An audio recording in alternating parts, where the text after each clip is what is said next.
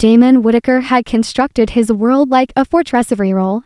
Every limitation, every precision-calibrated detail designed for one purpose: to keep heartbreak and chaos locked out. He had spent the last 3 years ensuring that grief would never again breach the carefully controlled walls he'd built around himself and his daughter. The Whitaker estate stretched across 300 acres of the finest Sonoma Valley land, its architecture a regal blend of Mediterranean stonework and modern austerity. But beyond the manicured vineyards and elegant facades, there was silence, gold, and absolute joy had been banished here, as unwelcome as weeds in his prized vines. It was a foggy Tuesday morning when Damon sat in his home office, reviewing the resume of the 7th nanny this year. 7 women had tried and failed to meet his standards. Too cheerful, too flashy, too spontaneous. They disrupted the tightly structured life he and his daughter had grown accustomed to, and Damon couldn't allow it. Not after Juliet. Juliet had been the embodiment of chaos,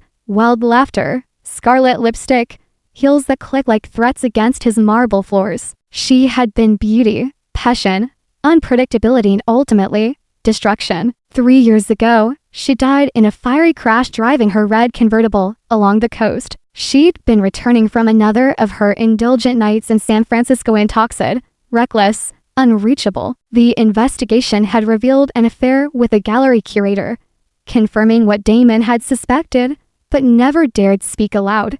His quiet, steady love had never been enough for her. Since that night, Red had been banished from the estate. So had music, dancing, television, and any whiff of whimsy. The staff wore charcoal gray. The wine labels were stripped of their once lavish gold. At Lara's nursery had no bright, toysonly neutral tones, calming lines, and silence. A shrine to control. At exactly 2 p.m., the circular drive hummed with the arrival of a taxi. Damon stood behind his office window, hands folded behind his back, watching. A woman stepped out, poised and upright. She wore a modest navy blue dress buttoned to her collarbone and carried a single small suitcase. Her hair was pulled into a flawless bun, her shoes flat and quiet. Ivy Rowan, according to the agency's file. Her credentials were impeccable, reference from discreet families in Europe and across the Northeast, fluent in French, trained in child development,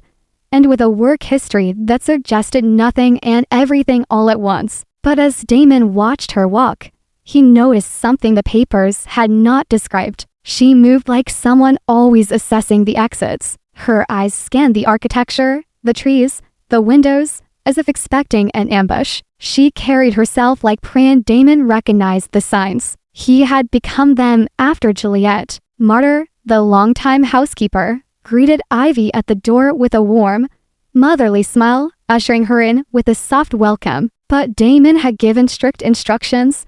Lara was not to meet the new nanny until after the interview. Too many times, his daughter had clung to women who would not last. Ivy Rowan, Damon said as she entered the office, voice cool and firm. The room was adorned in rich walnut wood and deep leather, every inch designed to intimidate. Please sit. Ivy obeyed, folding her hands neatly in her lap, her back perfectly straight. Thank you for the opportunity, Mr. Whitaker. I understand you have very specific expectations for this position. Her voice carried a whisper of an accent, soft, delicate, almost European. French, perhaps, but there was an undertone beneath it, something unplaceable, something American, something wounded. Indeed, Damon said, leaning back in his chair. My daughter, Lara, has experienced significant trauma. Her mother died when she was 3. Since then, she has struggled to form healthy attachments. Stability is non-negotiable. I understand, Ivy replied,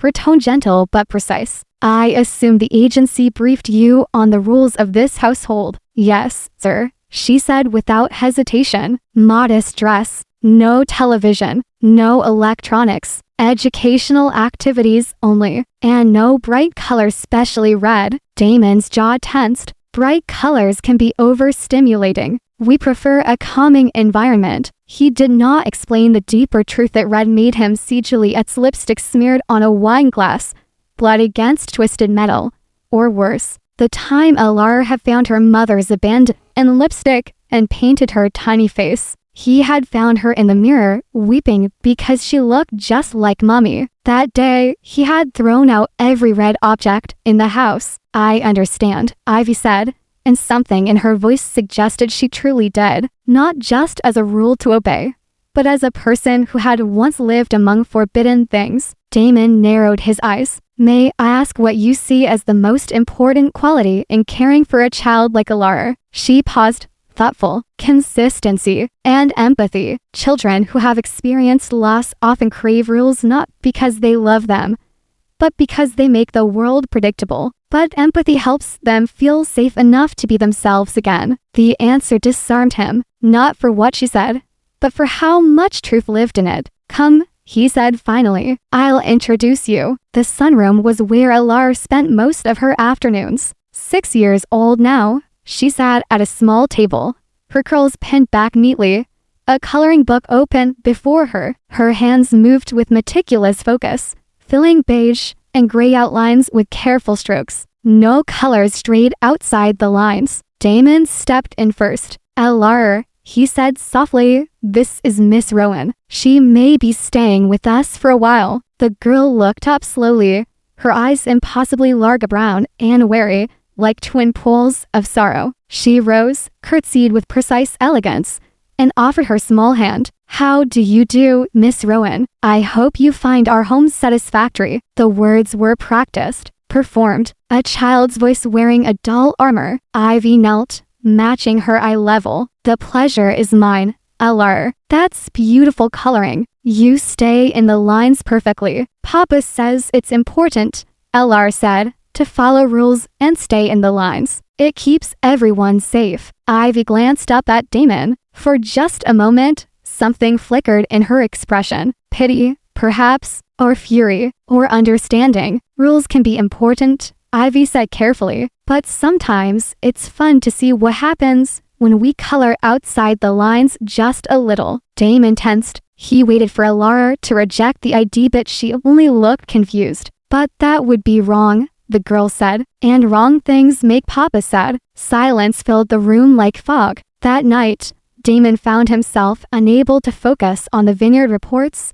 that lay spread across his desk. Ivy had integrated seamlessly into the household routinesque, efficient, invisible when needed. But something about her unsettled him, or maybe it intrigued him. At dinner, he had watched Ivy draw a conversation from Alara with the gentlest of cues. When his daughter mentioned wanting to visit the horses, Ivy had said, "We might do that tomorrow if Papa approves." Of course, she never overstepped, but she tested the edges, nudging gently. A soft knock interrupted his thoughts. "Come in," he said. Ivy stepped in. She still wore the same conservative navy dress, but her posture was looser now. A few tendrils had escaped her bun. Her face looked softer, more alive. "I just wanted to thank you for today," she said. "Alara is a remarkable child." "She's fragile," Damon replied. "The previous nannies tried too hard or gave up too fast. She isn't difficult. She's just learned that the world isn't safe." Ivy nodded slowly. "With respect, sir, she's learned that expressing herself isn't safe. There's a difference." The words pierced deeper than he cared to admit. He stood abruptly and walked to the window, staring out at the moonlit vineyard. "If you intend to challenge the way I run this house, I don't," Ivy interrupted softly. "I simply believe healing begins when we feel safe enough to be vulnerable. Alara is protecting herself the same way you're protecting her, but protection can become a prison if we're not careful." He turned toward her. The lamplight bathed her face in a warm halo, and for the first time, Damon saw not just a nanny but a woman who had her own scars. "You speak from experience," he said. She didn't flinch. "We all do." Silence again. This time, it did not feel empty. Damon watched as she left the room, her scent lingering a soft trace of lavender. He poured himself a glass of wine and stood there long after she was gone, staring into the night and wondering when safety had started to feel like loneliness. In the staff quarters, Ivy unpacked her small suitcase. Each item was placed with deliberate care. At the bottom, wrapped in tissue paper, lay a red silk dress. She held it for a moment, fingers trailing the smooth fabric. It had belonged to her mother. She had carried it through years of running from city to city, always one step ahead of Tristan Vale's investigators. He had once been her husband, rich, powerful, possessive. He had forbade red to because it attracted attention, because it made her visible. And now, here she was, working for another man who had outlawed celibate for reasons entirely different. Damon Whitaker didn't use rules to control. He used them to survive. Ivy understood the difference. She had lived through both. Through her window, she could see the main house. Somewhere inside, LR was sleeping under beige blankets, afraid to make noise in the dark. And Damon, the man who had outlawed color, was probably still awake fighting ghosts in a room full of silence. Ivy whispered into the night, "I won't let fear win. Not this time." Tomorrow, she would begin the quiet work of bringing color back, soft yellows, tender greens, the colors of hope. 3 weeks passed like petals drifting on a calm breeze, light and hurried and quietly transformative. To most eyes, the Whitaker estate looked unchanged. The stone walls still gleamed under the California sun.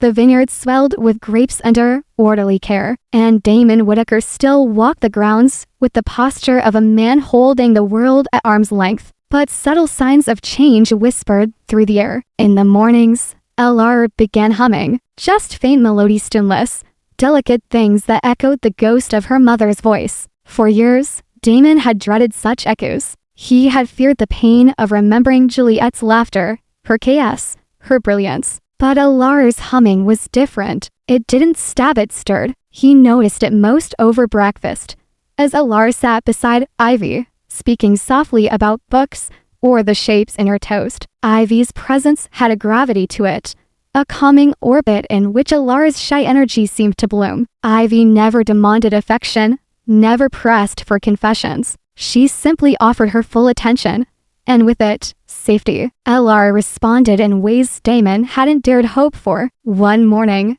as they walked together through the vineyards, LR's small hand tucked into Damon's larger one, she looked up at him and said, "Miss Ivy says the grapes change colors when they're ready to become wine. She says change can be beautiful." Damon blinked down at her, startled. His daughter had always spoken like a miniature adult, repeating rules, offering precision, carefully filtering her thoughts. But this was wonder. This was poetry. He looked toward the house, where Ivy stood hanging linens on the line Martyr had strung between 2 oak trees. The white sheets rippled in the morning breeze like sails on a distant voyage, and Ivy moved among them like something out of a painting, hair loose, blouse simple, sleeves rolled above her elbows. Even the act of hanging laundry seemed elegant when she did it. Change, Damon said carefully, can be many things. Beautiful, yes, but also dangerous, necessary, sometimes devastating. LR nodded solemnly. Miss Ivy says scared feelings are normal, but we shouldn't let them make all our choices. The words hit Damon like a gust of wind to the chest. His heart stuttered. He looked at his daughter,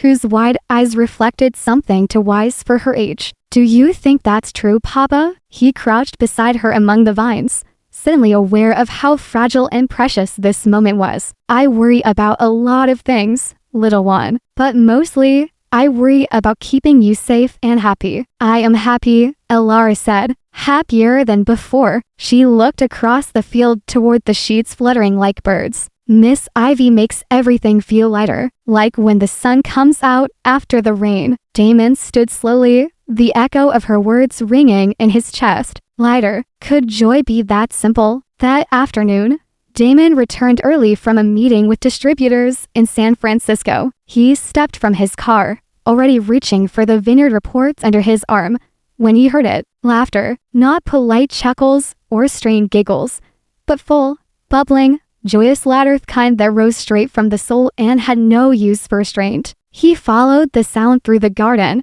past Marta's basil and rosemary beds, and froze when he reached the old herb wall. The space had been transformed. A large white canvas was stretched between 2 easels. LR knelt before it, an old shirt smock hanging to her knees, her hands covered in rainbow smudges. She was painting a golden sun, radiant and messy and impossibly alive. Her curls bounced as she giggled. Beside her, Ivy sat cross-legged on the grass, wearing a simple white blouse and a pair of faded jeans. Her hair shimmered in the light, unbound and loose. She was pointing to the canvas, her voice gentle. "See how the yellow makes everything feel warm," she said. "Now, if we add just a little orange here, the sun will look like it's really shining." Alar dipped her brush, orange mixing into yellow, and laughed again. "It looks like sunshine. Shall we add flowers under it?" Ivy asked. "Real flowers, with as many colors as you like." Damon's breath caught. Colors, plural. His daughter,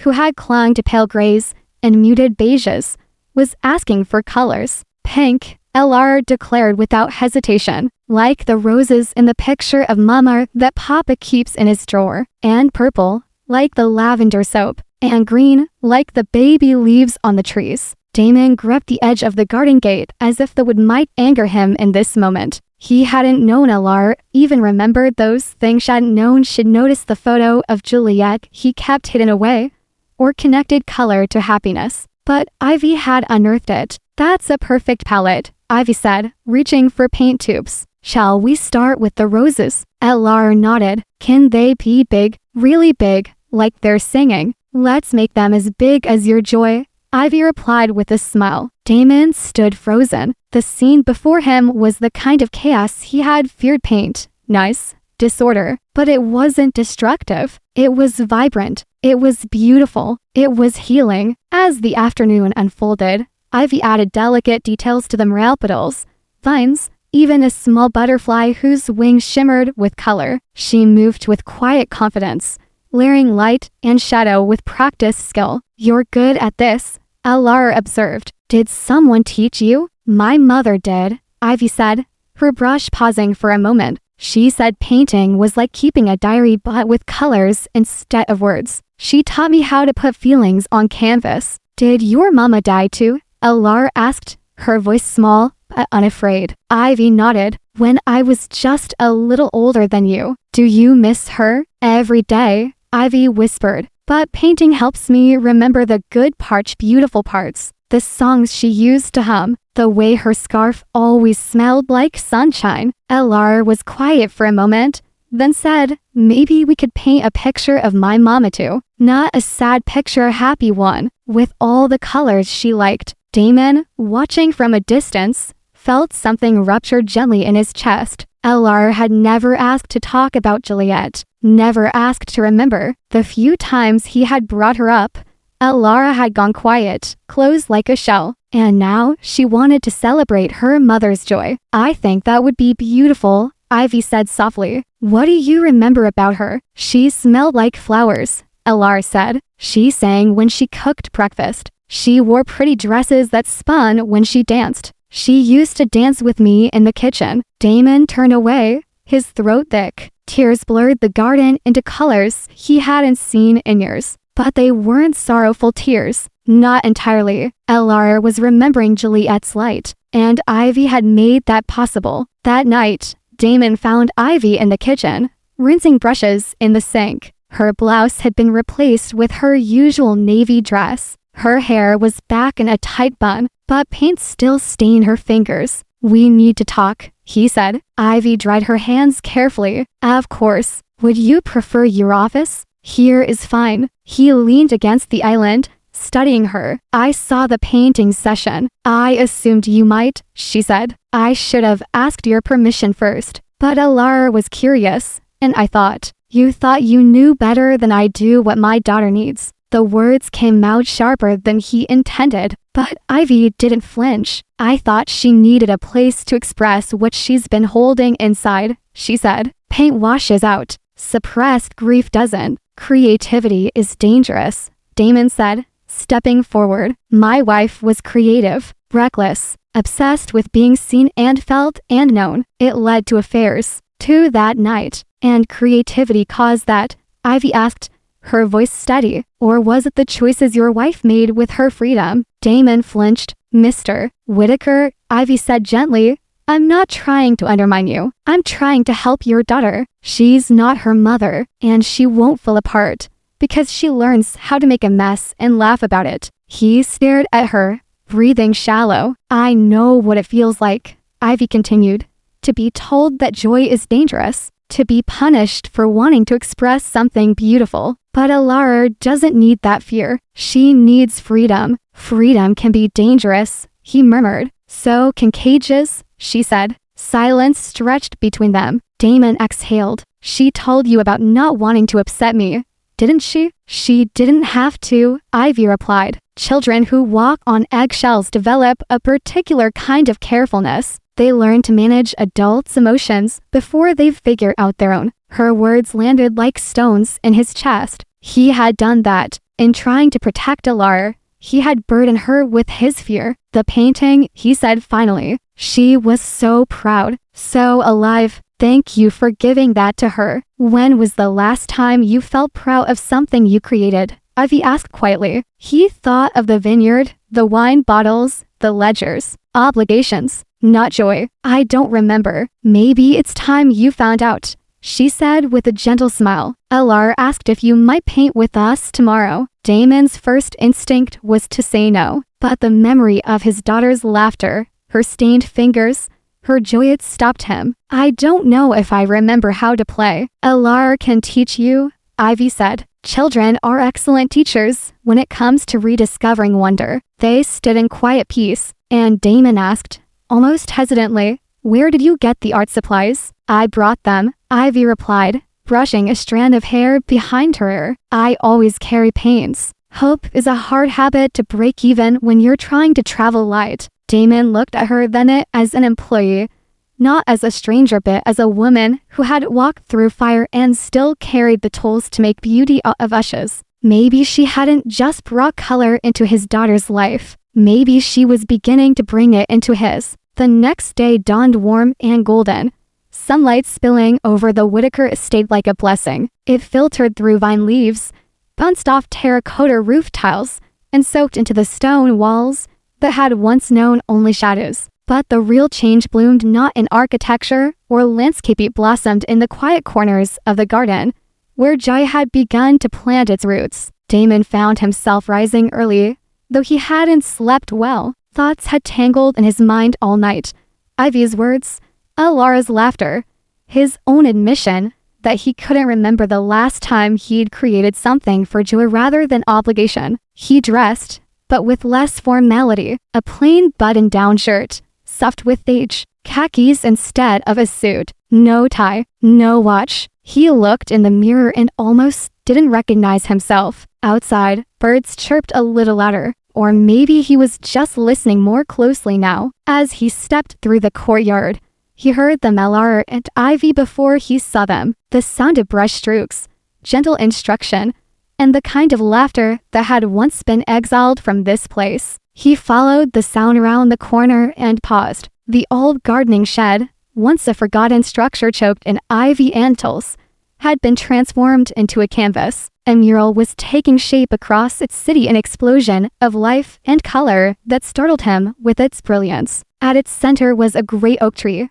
branches outstretched, cradling wildflowers and small animals. Its roots extended in swirling spirals, as if connecting to everything around it. Alara was on a stool, painting tiny purple flowers in a curved border. Her tongue poked out in concentration, and her small hands moved with confidence. Ivy crouched beside her, guiding her brush gently. They both wore paint-splattered smocks. Alara's cheeks were flushed, her curls bouncing with each movement. Ivy's hair was pulled back loosely, her blouse rolled up to the elbows again, streaked with paint. Neither of them noticed Damon watching. See how the branches curve like they're hugging the sky, Ivy said. We can make the leaves different shades of green because not everything perfect is the same. Alara tilted her head. Can we add a swing? Of course, Ivy smiled. What color would you like the ropes to be? Blue, like the sky, and the sea can be brown, like Papa's desk.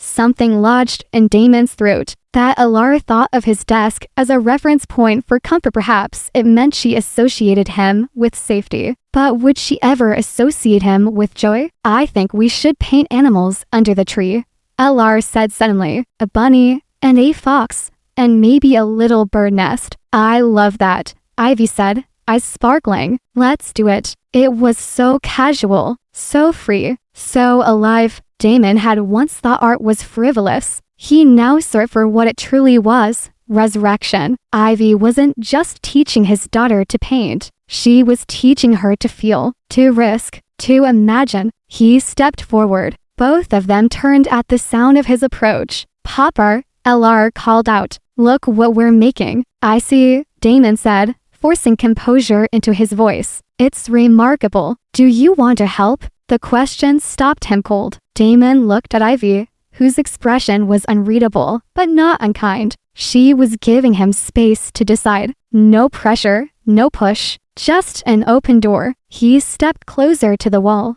his eyes scanning the mural. Where should I start? Alara clapped her hands in delight. Here, paint this corner. You can do the sun rays. He hesitated. I've never painted anything in my life. I'll teach you, she said simply, echoing Ivy's own earlier promise. I'm a really good teacher. Ivy handed him a brush with a quiet smile, and Damon dipped it into the yellow paint. His hands trembled slightly as he touched the brush to the wall. The stroke was uneven. The next one was better, and by the third, Alara giggled and said, Papa, your son looks like it's laughing. He laughed genuinely. From somewhere deep inside he hadn't touched in years. It felt like coming home to a version of himself he had forgotten. The three of them painted together for hours. Ivy suggested blending techniques. Alara offered creative input about what colors happiness might be. Damon found himself surrendering to the process, losing track of time, letting the strokes carry him. When he accidentally dipped his sleeve into a patch of purple, Ivy grinned. Now you're officially one of us. What does that mean? He asked, amused. It means, she said, touching a dab of green to his cheek with the tip of her brush, you've been baptized by color. Alara squealed with delight. Paint war. Before Damon could protest, a smudge of orange landed on his wrist. Ivy shrieked as Alara dotted her forehead with blue. He retaliated by smudging Ivy's nose with yellow. The world melted into laughter. For a few sacred minutes, grief had no place here. Later, as Alara washed up for dinner, Damon and Ivy remained in the garden, cleaning brushes under the water spigot. The sun dipped lower, casting the mural in amber light. Damon looked at her as she cuddled a wet rag between her hands. Thank you. Ivy glanced up, brow lifted. For what? For all of it. For her. For this. You painted the sun, she said softly. That was you. She's happy, he murmured. She's freer than I've seen in years. Ivy met his gaze. Children remember more than we think. Alara didn't forget joy. She just needed permission to feel it again. And what about you? Damon asked, voice low. Do you ever give yourself that permission? Her eyes flickered with something unreadable, shadowed and raw. Sometimes, when I paint, when I hear her laugh, does it feel like enough? She hesitated. It's more than I thought I'd ever have again. There was something in her tone that made Damon ache. He didn't know her story it fully, but he sensed it lived in her bones, in her careful posture, in the way she carried herself like someone always bracing for impact. Ivy, she turned toward him, paint streaked and radiant in the sunset. You've brought her back to life, he said, voice hoarse. And I think you might be bringing me back too. They stood there, not touching, not speaking, just breathing in the golden horde, woe survivors finding sanctuary in each other's presence. That night, after Alara was asleep, Damon walked past the mural one last time. The oak tree seemed to glow in the moonlight. It didn't feel like a shed anymore, it felt like a shrine. Inside the house, Ivy had returned to her modest appearance. But when he passed by the kitchen, he paused. She was painting again alone, this time in a smaller canvas. A study, perhaps. The scene was familiar. 3 figures under an oak tree. One small, one tall, one kneeling between them, holding a palette of colors. She didn't see him watching, and he didn't interrupt, because in that moment, he realized something profound. Ivy didn't just create beauty, she restored it. Autumn arrived with its signature hush, soft wind sweeping gold and crimson through the vineyard, making even the vines seem to sigh. The Whitaker estate had never felt more alive. Color had taken root in every corner of the house. Watercolor sketches tacked up in Alara's room, paint smudged napkins from afternoon art sessions, even redesigned wine labels that bore new botanical illustrations. What had once been a monument to grief was now evolving into a canvas of healing. Damon had changed too. He now joined Ivy and Alara for painting several times a week, learning how to blend watercolor skies and how to loosen the grip on the brush and on himself. His daughter's laughter had become a fixture in the halls, not a ghost to be feared. He no longer flinched when she mentioned Juliet. In fact, they had started to paint memories of her music, her favorite flowers, even her wild dancing in the kitchen. Ivy had made it possible. She had helped Damon turn pain into remembrance, and remembrance into peace. But peace, Damon was learning, never comes without risk. It was Friday afternoon when Thomas, the estate's longtime manager, approached him with an expression Damon rarely saw on the man's weathered face. "Mr. Whitaker," Thomas said in a low voice, "there's been someone asking questions in town about Miss Rowan." Damon's entire body stilled. What kind of questions? He showed her picture round at the diner and the post office. Thomas explained, said he was her brother, offered cash for information. Rosa overheard him, said something about him, gave her the chills. Did he say his name? No, but she said he drove a sleek black car without of-state plates, expensive suit, slick demeanor. She thought he was from the city. Damon's mind spun. Ivy had always been vague about her past, gentle deflections, wounded eyes. He'd never pressed it out of respect. But now, his protective instincts flared like wildfire. He found them in the garden. Alara was finishing a mural on the shed, painting swirls of lavender beneath a tree Ivy had rendered in breathtaking detail. The child hummed softly, fully immersed in her creation. "Ivy," Damon called, his tone calm but firm. "May I speak with you?" Alone. Her brush froze mid-stroke. She turned, her eyes locking with his. Something in his expression told her everything. She handed her brush to Alara and whispered, "Keep working on those beautiful flowers, sweetheart. I'll be right back." They walked in silence to the house, through the long corridor, until they reached Damon's office. She removed her paint-streaked apron with trembling fingers. "A man's been asking about you in town," Damon said gently, trying to gauge her reaction. At his words, Ivy went so pale it seemed as if all the color she had helped restore to their lives had drained from her in an instant. She gripped the back of the chair and slowly sank into it. "How long?" she whispered. "Just today, as far as we know. He claimed to be your brother." "Ivy." She didn't respond right away. Her breathing was shallow, her eyes distant. Then, with a visible effort, she sat straighter. "His name is Tristan Vale," she said, her voice barely audible. "He's not my brother. He's my ex-husband. And if he's found me, it means everything I built here is about to fall apart." Damon poured her a glass of water and waited as she tried to steady herself. Outside, he could hear Alara still humming, completely unaware of the storm approaching. "I lied to you," Ivy began, her voice raw. "Not about my first name, it's real. But Rowan isn't my last name. It's Beaumont, my mother's maiden name. I've used it since the night I escaped." Damon leaned against the desk, his arms folded, his concern deepening. "Tell me," he said gently. "Everything." Ivy nodded slowly, as if gathering herself brick by emotional brick. "Tristan is wealthy, powerful. He's the kind of man who knows how to charm a room and destroy a life. On paper, we were the perfect couple of ish parties, charity galas, a beautiful home in Beverly Hills. But behind closed doors, she trailed off, her hand drifting unconsciously to her ribs. "He controlled everything," she whispered. "What I wore, who I saw, what I said, what I felt.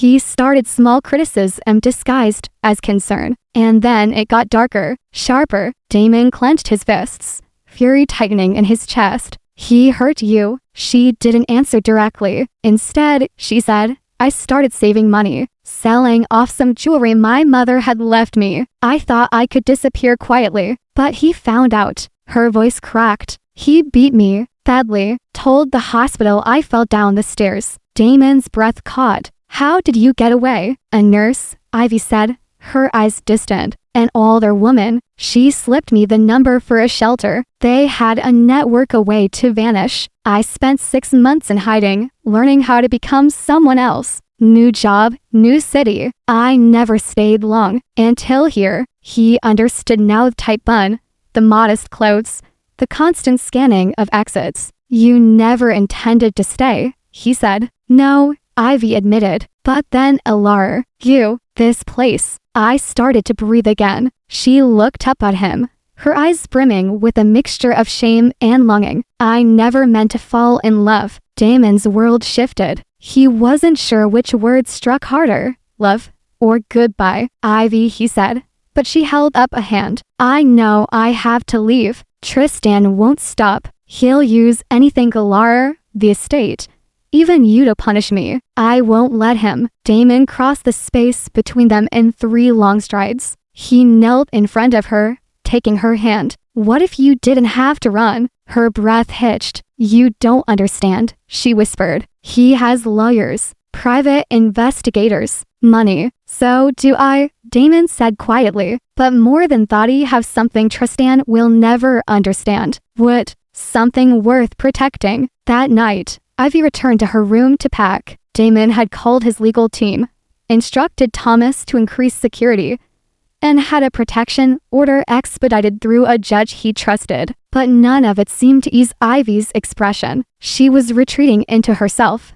back into the fortress of fear she had lived in for years. He found her folding her modest navy dress into a small suitcase. You're still planning to leave? He said from the doorway. It's what I do, she replied without looking up. It keeps people safe. He walked to her and gently took the fabric from her hands. What about what you want? He asked. What does Ivy Beaumont want? She didn't answer. Show me, he whispered. She hesitated, then moved to her closet. From the back, she pulled out something wrapped in tissue paper. The red silk dress. It shimmered in the lamplight fires. Defiant, unforgettable. This was my mother's, she said. The only thing I kept. I used to dream of dancing in it, of wearing it with someone who merely saw me, not someone who tried to control or change me. Put it on, Damon. This isn't about rules. It's not about Juliet. RM. This is about you. She held the dress to her chest. What if Tristan sees me? What if he's out there? Then let him. Damon said firmly. Let him see that you can't be erased. Let him see a woman who chooses love over fear. 20 minutes later, Ivy stepped into the garden in the red silk dress. It clung to her curves like a second skin, glowing like fire against the night. Her hair cascaded in waves over her shoulders. Her lips were painted a matching crimson bold, proud, unapologetic. Damon stood waiting by the rose bushes in a simple white shirt and dark slacks. No armor, no barriers. You're beautiful, he said softly. Ivy opened her mouth, but he stepped closer, his voice low. Not just the dress, not just tonight. You've been beautiful since the day you walked into our lives, teaching Alar to laugh, teaching me to feel. Her eyes glistened. Damon, I know it's terrifying to love again, to risk everything, but living without love, that's not living, that's just surviving. The first drops of rain fell, soft and warm. I love you, he said. I love your strength, your gentleness, the way you see beauty in broken things. Tears rolled down Ivy's cheeks, mingling with the rain. I love you too, she whispered, for protecting us, for letting me be myself. They kissed as the storm broke over them. The rain didn't matter. Nothing did except the truth they had both tried so hard to bury. A voice cut through the storm. How touching. My wife playing house with another man. They broke apart, turning to see him. Tristan Vale. His tailored suit climbed to him in the rain, his dark hair plastered to his skull. But it was his eyes that unsettled Damon Wild, bloodshot and furious. "You're my wife until I say you're not," Tristan growled. "That dress belongs to me. Everything you are belongs to me." "She belongs to herself," Damon said, stepping forward. "And she's under my protection now," Tristan sneered. "You think your money can stop me? I will ruin you. I will ruin her." "You can try," Damon said calmly, "but I have something you don't. Her love, freely given." Tristan's mask cracked. He lunged, but the sound of sirens pierced the storm. Red and blue lights lit up the garden. "You called the police," Tristan spat. "I called them the moment my security saw you," Damon said. "You're trespassing and violating multiple restraining orders." Tristan made one last lunge, but Damon was ready. He caught his wrist and held him firm until officers swarmed. "It's over," Damon said as they cuffed the other man. "She's free now." 6 months later, the Whitaker estate had become unrecognizable in all the best ways. Color reigned. Gone were the grays and beiges that had cloaked the house in mourning. In their place were paintings bright, whimsical, heartfelt. Alara's artwork adorned every hallway. Rainbows over vineyards, stick figure families under watercolor skies, vibrant butterflies dancing across oak branches. There was even a mural on the kitchen wall, a depiction of a giant sunflower, its golden petals stretching toward the ceiling, painted by all three of them together. What had once been a shrine to grief was now a celebration of life. And in the center of it all were Damon, Ivy, and Alara, no longer separate souls searching for safety, but a family bound by something stronger than fear, hope. The red silk dress now hung proudly in Ivy's closet, alongside dresses in every shade of joy. Yellow sundresses, teal gowns, soft lavender blouses, even floral prints she once would have hidden in the back of a drawer. She wore whatever made her feel alive now. She painted nearly every day, sometimes in solitude, sometimes with Alara, sometimes side by side with Damon, who had finally stopped saying, "I'm not creative," and had started painting vineyards and wild horses with surprising finesse. Ivy often teased him, called him her accidental artist, but Damon didn't mind. Every stroke of the brush was a defiance of the man he used to be, the man who feared color, the man who mistook control for safety. That man had faded like a memory. In his place stood someone braver, someone freer. They were married in the garden on the first warm day of spring, the same place where Ivy had once worn red silk under the storm and kissed Damon in the rain, the same garden where Alara had painted a sun that laughed. Now it bloomed with flowers more than the estate had seen in decades. Martyr, Roser, Thomas, and every staff member had worked tirelessly to make the wedding beautiful. Locals filled the chairs in the vineyard rows. Artists from the nearby community painted live impressions of the ceremony. Even the wine had been specially bottled for the occasion, with a new label that bore Ivy's watercolor of their mural oak tree. Alara served as maid of honor in a dress she designed herself, sunset shades of pink and gold that swirled when she spun. When she walked down the aisle between them, holding both their hands, there wasn't a dry eye in sight. Damon, standing under a trellis of climbing roses, took Ivy's hand and whispered, "Thank you for teaching me to love again." Ivy, radiant in white silk, replied, "Thank you for teaching me that sanctuaries don't have to be escape plans. They can be forever." They kissed beneath the blossoms as music filled the air, and the vineyard round them shimmered in full bloom. As for Tristan Vale, he never returned. That night in the storm had been his unraveling. After his rest, multiple women came forward with similar stories of abuse, manipulation, coercion. His business empire crumbled under lawsuits and scandal. Even his wealth couldn't shield him from the consequences. He would spend years behind bars. And Ivy Whitaker had something she never thought possible again: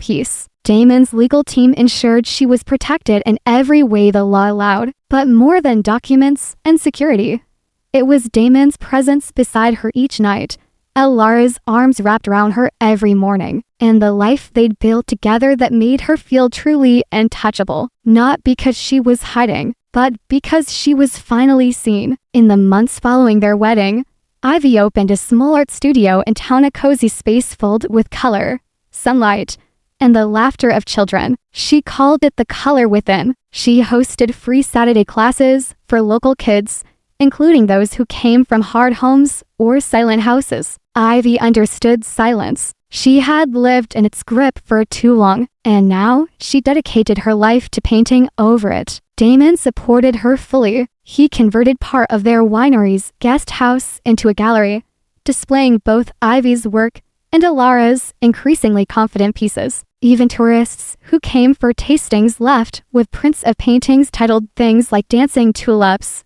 and Rain on My Birthday. What began as therapy had become legacy. One evening, as twilight draped its golden shell over the estate, Damon and Ivy stood on the balcony outside their bedroom, sipping wine and watching Alara chase fireflies. "She's growing up so fast," Ivy said, her head resting on his shoulder. "She's becoming who she was always meant to be," Damon replied. "We all are." Ivy turned toward him. "Do you ever think about the way things used to be?" "Sometimes," he admitted, "but mostly I think about how close I came to missing this. Missing you." She kissed his cheek. "But you didn't. You risked it. You opened the gate." "I didn't open it," he murmured. "You painted it open." They laughed softly together, the kind of shared laughter that only comes from surviving something together: grief, fear, pain, and still choosing to reach for joy. On the first anniversary of the mural, the three of them repainted it together. They added a new tree beside the original oak, a smaller one but growing fast. Ivy painted it in warm tones of cinnamon and amber. Alara added vines. Damon painted tiny initials carved into the trunk,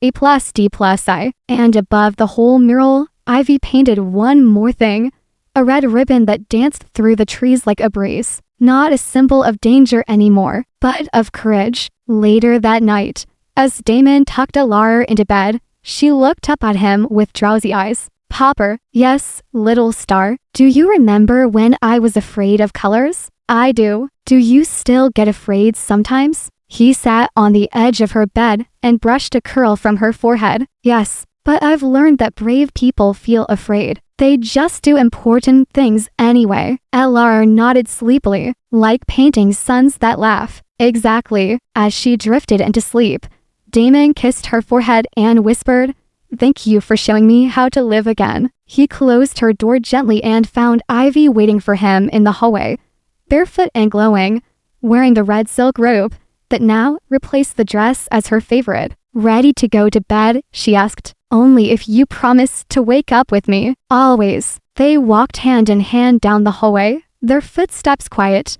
their hearts full. In every corner of the house, color lingered. It clung to the walls, to their laughter, to the love they had painted together, stroke by stroke, day by day. And in the vineyard outside, the grapes hung heavy and sweet, ready to be transformed into something bold, something rich, something that would be savored and celebrated for years to come. Just like their love, just like their family, just like the life they had chosen to build against every odd, every fear, and every shadow.